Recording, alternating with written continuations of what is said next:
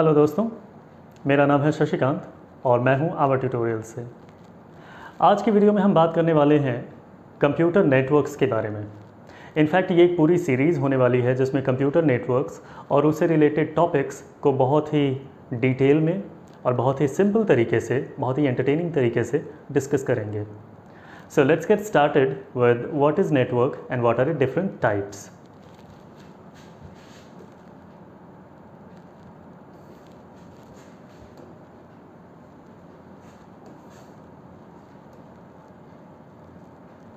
Alright, तो मेरे पीछे जो आप पेज देख रहे हैं वो है नेटवर्क्स और उसके टाइप्स का। तो पहले तो आपको ये बता दूं, ये सारा जो कंटेंट है इट्स ऑल रिटन, ये सब कुछ लिखा गया है प्रॉपरली, सोच करके, समझ करके। And that is the reason ये जो नोट्स आप देख रहे हैं ये कॉम्प्लिकेटेड नहीं है, ये बहुत ही सिंपल हैं, इन्हें बड़ी आसानी से आप समझ सकते हैं। तो जब बात करें व्हाट इज़ अ नेटवर्क के बारे में, तो नेटवर्क की डेफिनेशन आप ऐसे बता सकते हैं कि it's a system in which many devices or machines connect together to communicate in a meaningful way. कई सारी डिवाइसेस और कई सारी मशीन्स आपस में कनेक्ट हुए और वो कम्युनिकेट भी करें एक मीनिंगफुल तरीके से। यहाँ तीन बातें हैं: कनेक्ट होना, कम्युनिकेट करना और मीनिंगफुल तरीका। ये तीनों बातें ज़रूर याद रखें: कनेक्ट होना, कम्युनिकेट करना in a meaningful way. The meaningful way is achieved in networks by implementing some predefined rules called protocols. Meaningful way का क्या मतलब है? मीनिंगफुल वे का मतलब है कम्युनिकेशन एक अच्छे तरीके से, एक ढंग के तरीके से। लाइक फॉर एग्जाम्पल, अगर मैं अपने किसी फ्रेंड के साथ मिलता हूँ तो मैं एक सिस्टम हूँ, मैं एक मशीन हूँ, एक वो मशीन है, हम दोनों कनेक्ट हुए, हमने बातचीत की, लेकिन वो बातचीत ढंग की भी हो सकती है और बिना किसी ढंग की भी हो सकती है। इट्स जस्ट दैट अगर हम अब्यूज़िव लैंग्वेज में बात कर रहे हैं, अगर हम किसी ऐसे तरीके से बात कर रहे हैं जिसमें कोई ग्रामर ही नहीं है, तो आप कह सकते हैं कि वो मीनिंगफुल तरीका नहीं है। सो कनेक्ट होना, कम्युनिकेट करना and in a meaningful way. Meaningful way machines में इम्प्लीमेंट किया जाता है by using some predefined rules, जिसको प्रोटोकॉल कहा जाता है। कई सारे नियम बनाए गए हैं, कायदे बनाए गए हैं कि अगर एक मशीन दूसरी मशीन को डेटा ट्रांसफ़र कर रही है तो वो किस तरीके से ट्रांसफ़र करेगी, और उस तरीके में भी बहुत वैरायटी है। लाइकवाइज ट्रांसफ़र किस तरीके से होगा, ट्रांसफ़र की सिक्योरिटी कैसे मैनेज होगी, ट्रांसफ़र के बाद क्या दोनों मशीनें एक दूसरे को एक्नॉलेज करेंगी कि हमने भेज दिया, हमने पा लिया। ये इस तरीके की बहुत वैरायटी है प्रोटोकॉल्स में। तो ये है नेटवर्क का बेसिक डेफिनेशन, जिसमें ये बताया गया है कि network is a system in which many devices or machines connect together to communicate in a meaningful way. बहुत सारी मशीन्स और डिवाइसेस एक साथ जुड़ती हैं, कम्युनिकेट करती हैं एक मीनिंगफुल तरीके से, सार्थक तरीके से। ये सार्थक तरीका कैसे अचीव होता है? बहुत सारे पहले से बने हुए रूल्स इम्प्लीमेंट किए जाते हैं जिनको प्रोटोकॉल कहा जाता है। एंड आगे हम प्रोटोकॉल्स के भी डिस्कशंस करेंगे। If we talk about advantages and disadvantages of computer networks, then advantages में पहला है data sharing becomes easy and fast. Now it's pretty simple to understand. अगर मुझे एक मशीन से दूसरी मशीन में डेटा ट्रांसफ़र करना है तो जो पॉपुलर तरीके हैं उनमें सबसे पहला हमारे दिमाग में ये तरीका आता है कि हम एक पेन ड्राइव ले लें, एक मशीन में कनेक्ट करें, सारा डाटा पेन ड्राइव में कॉपी करें, and then pen drive is to connect to the other PC, और वहाँ पे वो सारा डाटा हम वापस मशीन में कॉपी कर लें। But this takes lots of time और इसमें सिक्योरिटी के भी बहुत सारे ख़तरे हैं। लाइकवाइज आप एक तीसरी डिवाइस इस्तेमाल कर रहे हैं, पेन ड्राइव, जो बहुत सारी मशीनों से कनेक्ट हुई होगी। So you can't say that this pen drive is safe enough to get connected to these PCs. हो सकता है उससे कोई वायरस इन्फेक्शन हो जाए दोनों मशीन्स को। तो इसका ज़्यादा सेफ तरीका है कंप्यूटर नेटवर्क्स के ज़रिए ट्रांसफ़र कर लेना। तो डेटा शेयरिंग आसान हो जाती है, फास्ट हो जाती है। फास्ट इसलिए क्योंकि जैसा मैंने बताया, पेन ड्राइव यहाँ कनेक्ट करना, वहाँ कनेक्ट करना, यहाँ से कॉपी, वहाँ पे paste, it takes a lot of time. Second thing, resource sharing, like sharing of devices across the network makes things cheaper. Resource sharing ये कहती है कि आपके पास न सिर्फ सॉफ्टवेयर को शेयर करने के विकल्प होते हैं, आपको हार्डवेयर को भी शेयर करने के विकल्प मिलते हैं। मैं एक बहुत यहाँ पे क्लियर एग्जांपल देना चाहूँगा। हम जिस जनरेशन में आज की डेट में हैं, हमारे पास high speed internet 5G internet available है, लेकिन थोड़ा पीछे जाएं, जब 5G इंटरनेट नहीं था, इवन 4G भी नहीं था, शायद 3G भी नहीं था, 2G इंटरनेट का जब ज़माना था, तो हमारे शहरों में, हमारे कस्बों में इंटरनेट कैफ़े हुआ करते थे, साइबर कैफ़े कहा जाता था। मैं बात कर रहा हूँ सन 2000 से लेकर के 2005 और 6 के बीच का समय, इनफैक्ट 2008-9 तक का समय। तो ये जो 7-8-10 सालों का टाइम था, internet cafe was like a huge business. जिसे देखो इंटरनेट कैफ़े खोल के बैठा हुआ था।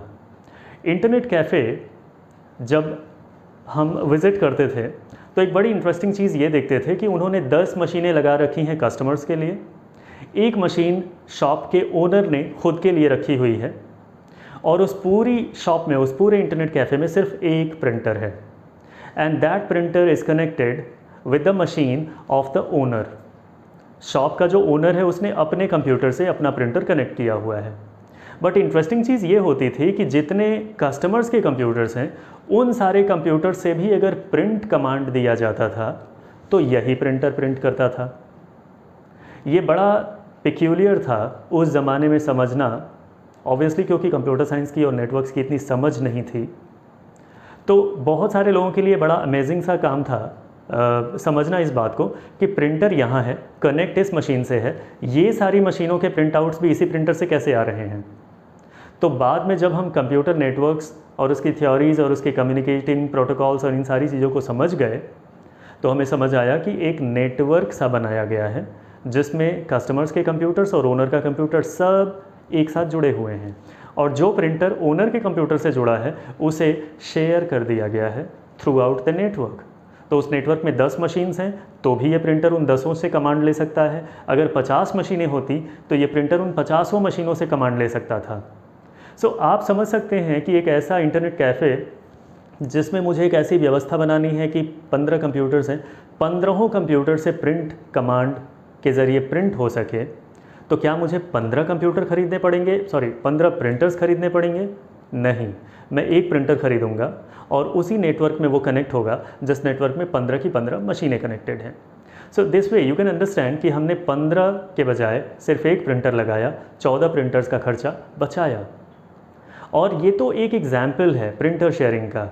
ऐसे बहुत सारे एग्जाम्पल्स हैं जिसमें रिसोर्स शेयरिंग करके कॉस्ट बचाई जा सकती है। This is all due to network. तीसरा एडवांटेज है many new age services like internet video conferencing has become possible. आप सोचें कि अगर कंप्यूटर नेटवर्क्स नहीं होते तो इंटरनेट पॉसिबल होता क्या? क्योंकि इंटरनेट की तो डेफिनेशन ही है नेटवर्कों का नेटवर्क। तो जब नेटवर्क ही नहीं होते, नेटवर्कों का नेटवर्क कहाँ से होता? So that is the first thing कि इंटरनेट नहीं होता। और अगर इंटरनेट नहीं होता तो इतनी सारी www की सर्विसेज, जिसमें ई कॉमर्स भी है, जिसमें वीडियो कॉन्फ्रेंसिंग भी है, जिसमें ऑनलाइन मीटिंग्स, क्लासेस, ये सब कुछ नहीं होते। So all thanks to networks. Disadvantages की बात करें, हालांकि एडवांटेजेस और भी बहुत सारे हैं, मैंने यहाँ सिर्फ 3 डिस्कस किए हैं। डिसएडवांटेजेस की बात करें, establishment of a network is a little costly. समझा जा सकता है कि अगर एक नेटवर्क इस्टेब्लिश करना हो तो उसको इस्टेब्लिश करने की कॉस्ट सिग्निफिकेंटली थोड़ी तो है। Maintenance of a network is typically complex and requires a sound knowledge of every aspect. Network को न सिर्फ इस्टेब्लिश करना, उसे ऑपरेट करना, उसे मेंटेन करना, ये थोड़ा सा टेक्निकली साउंड लोगों का काम है। ये सबके बस का नहीं है कि एक नेटवर्क बना लें, उस नेटवर्क को ऑपरेट कर लें और उस नेटवर्क को मेंटेन भी रख पाएँ। So that requires a sound knowledge of every aspect. Sharing of data and resources often go risky. अब जो रिस्क मैं पेन ड्राइव के साथ डिस्कस कर रहा था, उसी रिस्क को कम करने के लिए तो हमने नेटवर्क बना लिया, लेकिन नेटवर्क के भी अपने डिसएडवांटेजेस हैं सिक्योरिटी को ही लेकर के। ये इस तरीके से है कि अगर 15 मशीनों का एक नेटवर्क बनाया गया है और उसमें से एक मशीन अगर इन्फेक्ट होती है तो बाकी की मशीनों पे भी रिस्क होता है। न सिर्फ वायरस इन्फेक्शन का खतरा, एक नए तरीके का खतरा होता है जिसे आप कह सकते हैं अनऑथराइज्ड एक्सेस या आम भाषा में जिसे हैकिंग कहा जाता है। अगर सारी मशीनें आपस में कनेक्टेड हैं तो किसी एक मशीन का कंट्रोल अगर कोई हासिल करता है तो वो हो सकता है कि दूसरी मशीनों के भी डेटा को एक्सेस कर पाए, क्योंकि सारी मशीनें कनेक्टेड हैं। इट्स लाइक 10 मशीनें हैं, मैंने एक मशीन का कंट्रोल हासिल कर लिया, तो चूंकि उस एक मशीन से बाकी की 9 मशीनें भी कनेक्टेड हैं, हो सकता है मैं बाकी 9 मशीनों का डेटा भी एक्सेस कर पाऊँ अनऑथराइज्ड तरीके से, गलत तरीके से। तो ये एक नया रिस्क था जो नेटवर्क्स के आने के बाद ज़ाहिर हुआ, और निश्चित रूप से इसकी भी रेमेडी की गई, इसके भी उपाय किए गए, फायरवॉल लाया गया। तो इस तरीके के बहुत सारे सुधार किए गए, बाद में बात करेंगे इस बारे में। डिसएडवांटेजेस में पहली चीज़ थी नेटवर्क बनाना कॉस्टली है, नेटवर्क का मेंटेनेंस और ऑपरेशन ये आसान नहीं है, एंड शेयरिंग ऑफ डेटा और रिसोर्सेज रिस्की हो सकता है क्योंकि अनऑथराइज्ड एक्सेस के खतरे भी हो सकते हैं। So now if you talk about the types of networks, तो 3 तरीक़ों के नेटवर्क्स की चर्चा अक्सर होती है। And you know in our country +2 level तक जो हमारे देश में एक जनरल स्टैंडर्ड है स्कूल एजुकेशन का, लैन मैन वैन ये 3 टाइप्स बिल्कुल रटा से दिए गए हैं। लेकिन जब आप आते हैं हायर एजुकेशन में, जब आप जाते हैं इंजीनियरिंग में, जब आप जाते हैं अंडर ग्रेजुएट कोर्सेज़ में, मास्टर्स कोर्सेज़ में, तो वहाँ जा कर के आपको एक सच्चाई पता लगती है, और वो ये है कि मैन नाम की कोई चीज़ नहीं होती। There is nothing like metropolitan area network. It's just that networks are categorized in only 2 different types, there is LAN and there is वैन। लोकल एरिया नेटवर्क वो नेटवर्क है जो एक लिमिटेड एरिया में है, जिसमें लिमिटेड नंबर ऑफ कंप्यूटर्स हैं, और जो एक बड़े ही लिमिटेड टास्क के लिए बनाया गया है। वाइड एरिया नेटवर्क वो है जिसकी कोई लिमिट नहीं है, और जिसमें ऑब्वियसली जिसके साइज़ की लिमिट नहीं है, जिसमें नंबर ऑफ कंप्यूटर्स की लिमिट नहीं है, जिसको किसी लिमिटलेस टास्क के लिए बनाया गया है या फिर लिमिटलेस टास्क्स के लिए बनाया गया है, वो वैन है। तो लैन और वैन ये दोनों 2 बिल्कुल एंड पॉइंट्स के नेटवर्क हमें लगते हैं। एक तरफ लगता है बहुत ही छोटा सा नेटवर्क जिसमें कुछ कंप्यूटर्स हैं और बहुत ही सिंपल से किसी काम के लिए बनाया गया होगा, वो लैन है। और एक ऐसा नेटवर्क जिसमें बहुत सारे पीसीज हैं, जो पूरी दुनिया में फैला हुआ है और जो बहुत बड़े बड़े काम करने के लिए बनाया गया है, वो वैन है। तो इन दोनों के बीच में एक बहुत बड़ा सा कैनियन है, आप कह सकते हैं बहुत बड़ी खाई है। इस खाई को भरने के लिए स्कूल्स में एक तीसरा नेटवर्क बीच में डाल देते हैं, जिसको कहते हैं मेट्रोपॉलिटन एरिया नेटवर्क या मैन। तो ऐसा मानते हैं कि एक कमरा, एक बिल्डिंग, एक हॉल, एक कैंपस के अंदर जो मौजूद नेटवर्क है उसे लैन कहते हैं, जो पूरी दुनिया में फैला हुआ है वो वैन है, और एक शहर या एक राज्य, एक स्टेट तक फैला हुआ जो नेटवर्क है उसे मैन कहते हैं। But this is not the absolute truth, as I have already said, मैंने पहले ही बताया हुआ है, मैन नाम की कोई चीज़ नहीं होती। मैन हम अपनी सुविधा के अनुसार बना ज़रूर सकते हैं, बट इसके प्रोटोकॉल्स, इसके रूल्स, रेगुलेशंस कहीं नहीं मिलते। सिर्फ 2 चीज़ें हैं, लैन और वैन। बहरहाल हम यहाँ पे तीनों को डिस्कस कर रहे हैं क्योंकि हम कैटर कर रहे हैं उस जनरल स्टूडेंट को भी जो +2 स्टैंडर्ड पे है, और उस स्टूडेंट को भी जो इंजीनियरिंग में है। तो इंजीनियरिंग के स्टूडेंट्स, हायर एजुकेशन के स्टूडेंट्स अपनी समझदारी यहाँ यूज़ करेंगे, और वो इस बात को समझेंगे that there is only LAN and there is only वैन। और जो स्कूल गोइंग स्टूडेंट्स हैं वो भी, डिस्पाइट ऑफ कि उन्होंने रटा हुआ है कि लैन मैन वैन 3 होते हैं, बट आज और इस वीडियो के साथ ही वो इस बात को समझ जाएंगे कि ये सिर्फ एक सुविधाजनक तरीका है कि लैन और वैन के बीच में मैन बिठा दिया, बट एक्चुअली सिर्फ लैन और वैन होते हैं। सो यहाँ मैं एक डिस्क्लेमर ज़रूर दे दूँ, don't argue on this, it's just a knowledge, it's just a fact, get it and move on.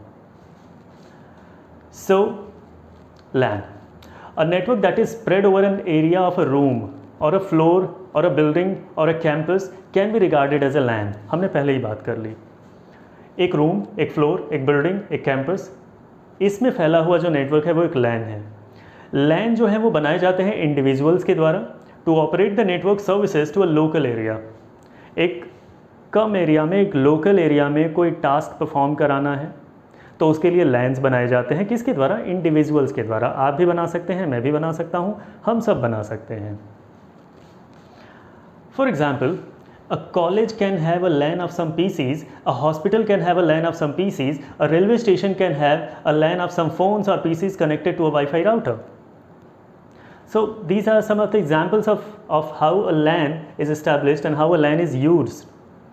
तो एक कॉलेज का अपना LAN हो सकता है कुछ कंप्यूटर्स का, जो उन्होंने अपनी कंप्यूटर लेबोरेटरी में बनाया होगा, या फिर एक हॉस्पिटल का एक नेटवर्क हो सकता है, लोकल एरिया नेटवर्क, कुछ कंप्यूटर्स का, जिसमें से एक कंप्यूटर रिसेप्शनिस्ट के पास है, एक कंप्यूटर डॉक्टर के पास है, एक कंप्यूटर मेडिकल स्टोर में रखा हुआ है। तो इस तरीके से कुछ कंप्यूटर्स का एक LAN एक हॉस्पिटल में हो सकता है, या फिर एक रेलवे स्टेशन के प्लेटफॉर्म पे एक नेटवर्क हो सकता है छोटा सा, जिसमें बहुत सारे लोगों के, यात्रियों के फ़ोन, उनके लैपटॉप्स कनेक्ट हो सकते हैं एक वाईफाई राउटर से जो कहीं ऊपर टंगा हुआ है। ये हैं LANs। अब अगर बात करें मैन की, और बेशक मैन की बात सबसे लास्ट में करेंगे, पहले वैन की बात कर लेते हैं। WANs are those networks that are spanned over the entire globe. वैन वो नेटवर्क हैं जो पूरी दुनिया में फैले हुए हैं। Usually we say that WANs have no boundary which means they can be used across the world. आमतौर पे हम कहते हैं कि वैन की कोई बाउंड्री ही नहीं होती, तो ये पूरी दुनिया में इस्तेमाल हो सकते हैं। एक कंप्यूटर इंडिया में है और एक कंप्यूटर कहीं नाइजीरिया में है, यूनाइटेड स्टेट्स में है, ग्रीनलैंड में है, अंटार्कटिका में है, तो ये दोनों, तीनों, चारों, पाँचों, 10 कंप्यूटर्स भी आपस में कनेक्ट हो सकते हैं और इस तरीके का कनेक्शन एक वैन कहलाएगा। Internet and www are best examples of WANs. Internet और www ये वैन के बेहतरीन एग्जाम्पल्स हैं और इनका इस्तेमाल हम सबको पता है। कोई भी सेवा पूरी दुनिया में यूज़ की जाती है। अब अगर बात करें मैन की, MAN is a city or state level network that works to operate network services in a city or in a state.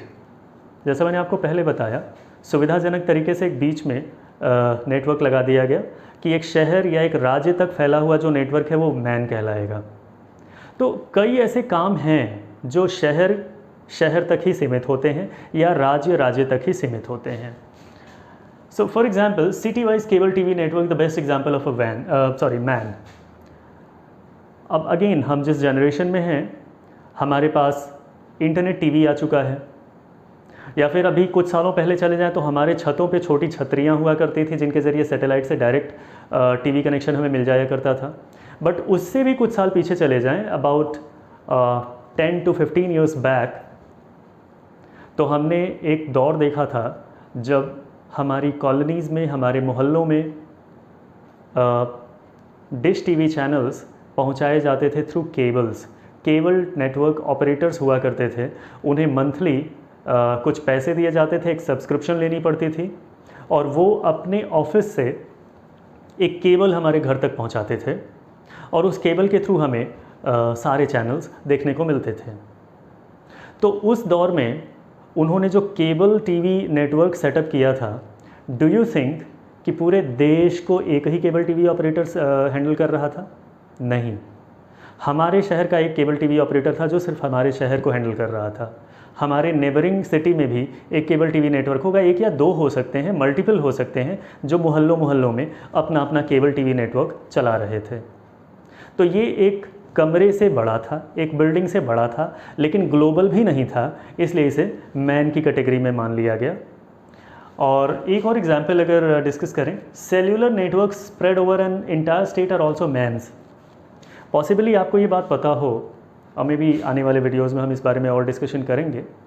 जो सेल्यूलर नेटवर्क्स होते हैं जिनके ज़रिए हम अपने मोबाइल फ़ोन इस्तेमाल करते हैं और एक दूसरे को कॉल, मैसेज वगैरह करते हैं, ये स्टेट वाइज बटे होते हैं। इनफैक्ट आपने सुना होगा, अगर हम किसी स्पेसिफिक टेलीकॉम कंपनी की बात करें तो उसका किसी स्टेट का एक प्रॉपर नेटवर्क होता है। For example, Vodafone UP, and not just UP, Vodafone UP east अलग है, वोडाफोन यूपी वेस्ट अलग है, Vodafone Bihar, Vodafone Jharkhand. Even if you while travelling, आप एक स्टेट की बाउंड्री क्रॉस करके दूसरे स्टेट में जाते हैं, आपको मैसेजेस मिलते हैं उस स्टेट के टेलीकॉम ऑपरेटर से, वेलकम टू बिहार, और आपका नेटवर्क भी स्विच हो जाता है फ्रॉम वोडाफोन यूपी से Vodafone Bihar. So you can understand कि ये जो नेटवर्क्स हैं ये स्टेट वाइज बटे हुए हैं। अगेन वही बात कहूँगा, ये एक कमरे, एक बिल्डिंग से बड़े हैं, लेकिन ग्लोबल भी नहीं है, तो इसलिए इन्हें एक सुविधाजनक तरीके से, कन्वीनियंट तरीके से बीच की कैटेगरी में डाल दिया गया और मैन कह दिया गया। बट ऑल इन ऑल, जैसा मैंने आपको पहले बताया हुआ है, मैन नाम की कोई चीज़ नहीं होती। मैं यहाँ कुछ रेफरेंसेस ज़रूर दे दूँ आपको। नेटवर्क पे लिखी हुई दुनिया की कुछ बेहतरीन किताबों में से बराउज़ ए फरोजन, विलियम स्टेलिंग्स, एंड्रू एस टेननबॉम, इन सारे लोगों की किताबों को अगर आप स्टडी करें, आप पाएंगे मैन नाम की कोई चीज़ नहीं बताई गई है। There is only LAN and there is only वैन। सो ये था नेटवर्क्स का एक proper description in a short and meaningful way. I hope आपको ये कॉन्सेप्ट्स समझ में आए होंगे। एंड जैसा मैंने आपको पहले बताया है, नेटवर्क की एक पूरी सीरीज़ है ये। So in the next video will talk about architectures of network, up next transmission media, up next bandwidth, then networking OS, then networking devices, topology, signal impairment, ethernet and so many topics are there. तो इन सब की चर्चा करेंगे upcoming videos में। Stay tuned. Thank you.